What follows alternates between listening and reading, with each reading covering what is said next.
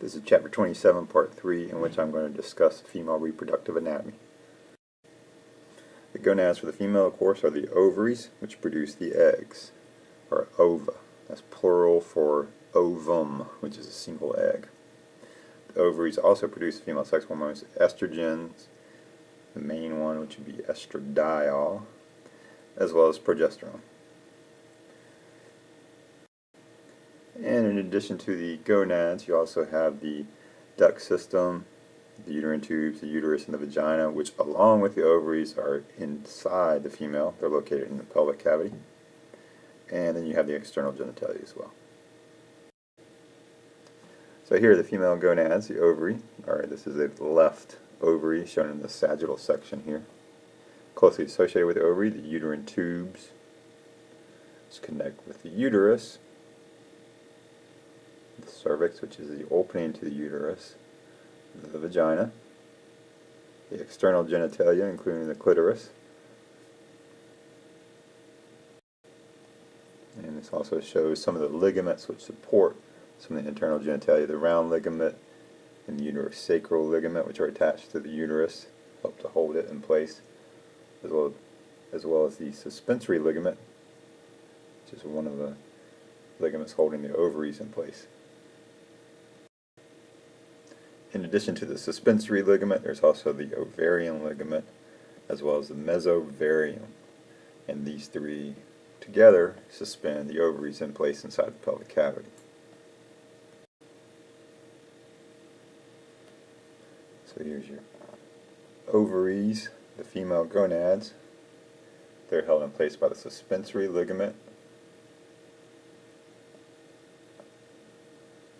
the mesovarium, and together those make up parts of the broad ligament, which is much of this connective tissue you see here. And then there's also the ovarian ligament, which attaches the ovaries to the uterus. In this frontal section of an ovary, you can see that there's two roughly defined areas: an outer cortex, which is where the eggs will develop inside these follicles, and the inner medulla, where you have blood vessels. And the egg, which is the female gamete, is going to develop inside the ovaries in the cortex area. Meanwhile, blood vessels and nerves will be found in the inner medulla. The eggs will develop inside the follicles, which again are embedded in the cortex. And in a given ovary, you will find various follicles at differing stages of development. And each follicle is going to contain an immature egg called an oocyte, and one or more layers of cells, depending on how far gone it's gone in its development. So the follicles are going to start out as primordial follicles, where they have a single layer of follicle cells. And as they mature, they gain other layers known as granulosa cells. As the follicle ripens, it turns into what's known as a vesicular follicle. It's fully mature. And it forms an antrum, which is a fluid-filled space that's going to swell until the follicle bulges from the surface of the ovary, and it dispenses the egg into the space outside. And that's a process known as ovulation, when that oocyte is ejected from the ripe vesicular follicle. And the follicle that's left behind after ejecting the oocyte is going to become what's known as a corpus luteum, or yellow body.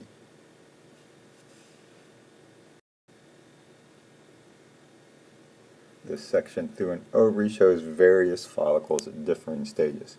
You have some tiny little primary follicles and secondary follicles.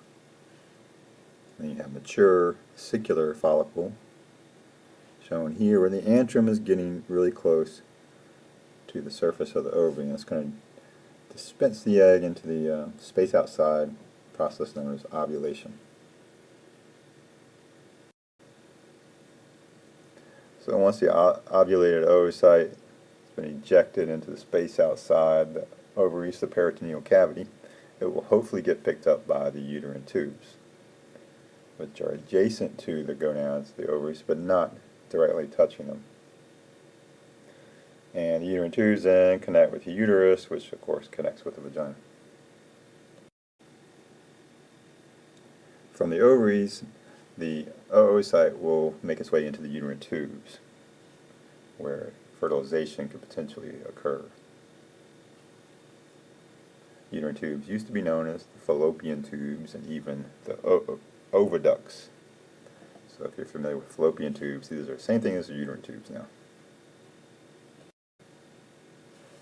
Various regions of the uterine tube include the infundibulum, which is adjacent but not in contact with the ovaries. This is where the oocyte will potentially move into the uterine tubes.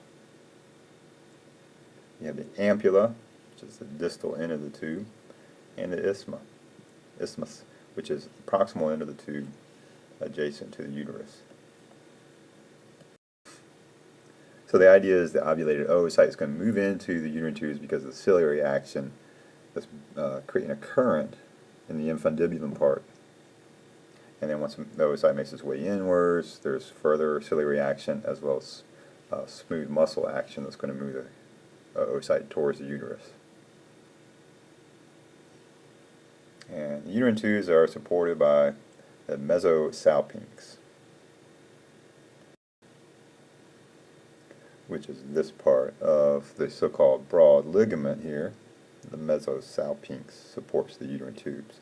So here's the infundibulum, near the ampulla, the isthmus over here, and the ovulated oocyte is going to get swept into, I'll show it over here, on this side, swept into the uterine tubes due to the action of ciliated cells on this part of the infundibulum known as the fimbriae.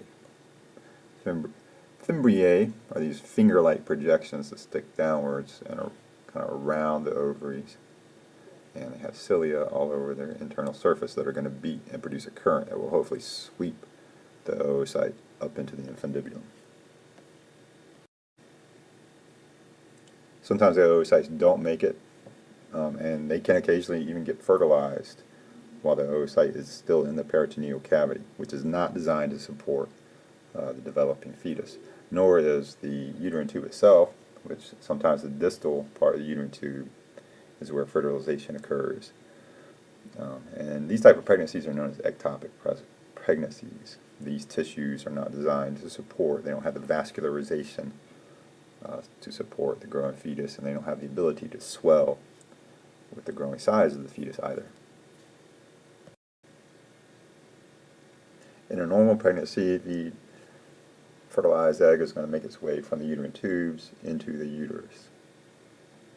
And the uterus is designed to nourish that fertilized egg and the developing fetus as well. Most uteri are leaning forward in an anteverted position. Sometimes they are retroverted.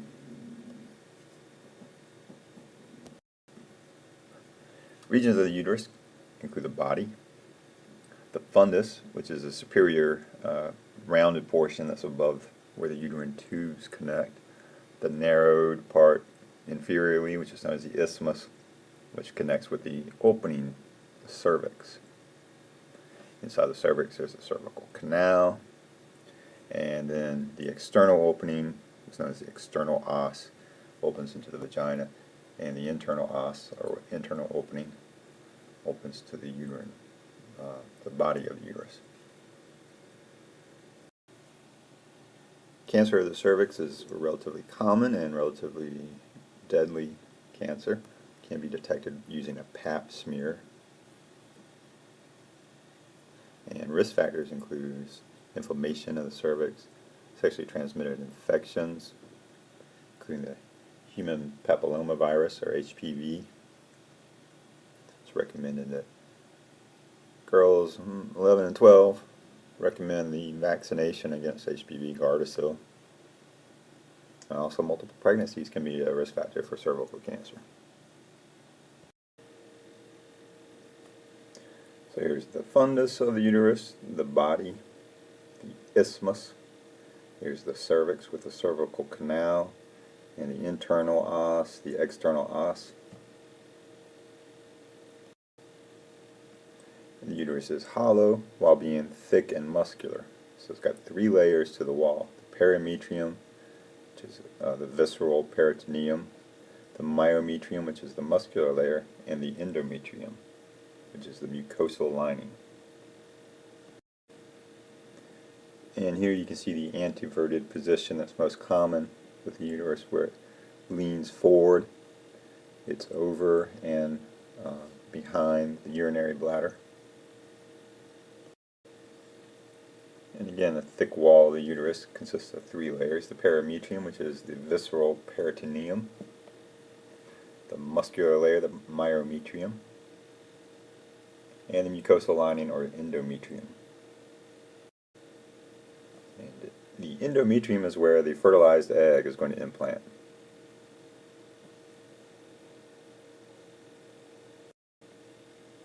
And the endometrium has 2 layers.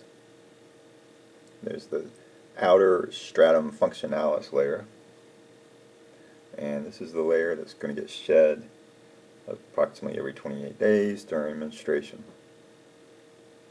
And then beneath that is the stratum basalis. There are stem cells there that are going to replenish the functionalis each month. So here we see the endometrium, the 2 layers of the endometrium. The stratum basalis, which is adjacent to the myometrium. This is where we have stem cells that are going to, on a monthly basis, replenish the upper layer, the stratum functionalis. And this is a layer that will get shed each month during menstruation. The cervix is the opening from the uterus to the vagina, which is a thin-walled tube-shaped structure that's about 8 to 10 centimeters, or approximately 3 to 4 inches in length. You can find the vagina between the bladder anteriorly and the rectum posteriorly, and it's also posterior to the urethra.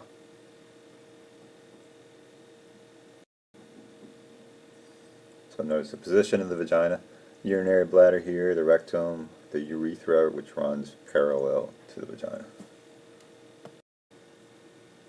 Alright, so now I'm going to talk about the external genitalia for a bit,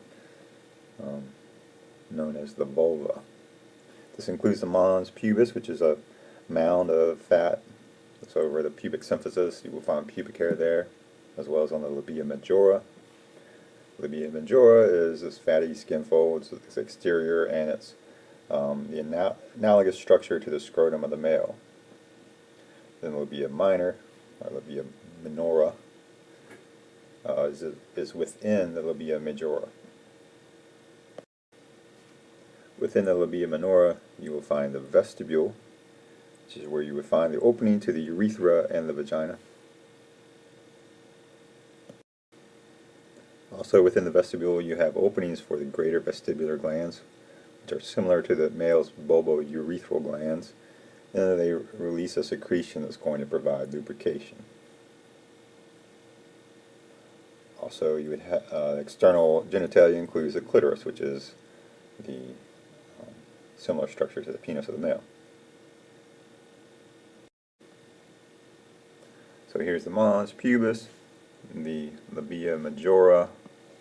Again, that's similar to the scrotum of the male. The labia minora, which houses the clitoris, the opening to the urethra, and the opening to the vagina, as well as we can also see the opening of the greater vestibular glands, which are going to lubricate the entire area. Both men and women have mammary glands, but they're functional in women who are nursing their newborns. Obviously, the function is to produce milk. The mammary glands are modified sweat glands, where rather than sweat, they are producing, of course, milk inside lobes of the breast. So each breast has about 20 or so different lobes, and within those lobes are lobules, with structures known as alveoli, that are producing the milk. When the milk is produced from the lobules, it goes into lactiferous ducts, which empty into lactiferous sinuses that are going open to the nipple. So this glandular structure is undeveloped until the woman is nursing. Alright, so here you can see the lobes of the mammary glands, and within the lobes are these lobules, which are the glandular structures. On the inside you see the alveoli where the milk is being produced, and it collects in these lactiferous ducts, which then transfer it to these lactiferous sinuses, and then from there to the nipple. Breast cancer is the second most common leading cause of death, cancer death that is, amongst American women. 13% of American women are going to develop breast cancer, and risk factors include family history, as well as either no pregnancies or no breastfeeding, unusual menstruation or menopause. A small but fairly significant number of breast cancer cases will come down to genetic causes. A couple of genes in particular, BRCA1 and 2, sometimes called BRCA1 and BRCA2, have variants that represent mutations that will predispose women with those genes to a much greater risk of developing breast cancer. So many women are opting for genetic testing to see if they have these particularly risky variants of BRCA1 or 2, and might opt for preemptive treatments. However, many cases of breast cancer have no known risk factors. Because of the axillary lymph nodes close to the breast cancer often metastasizes or spreads to other organs. So early detection is key for a good prognosis from breast cancer. And methods of early detection include self-examination for lumps, as well as mammography, or mammogram I should say. Treatments for breast cancer are now being tailored to meet the needs of each particular case, with options including radiation and chemotherapy, as well as, of course, surgery, and in some cases a combination of all of these. And there are many different drugs and more being developed currently, including Herceptin and tamoxifen, which can be given to women with particular cases of breast cancer.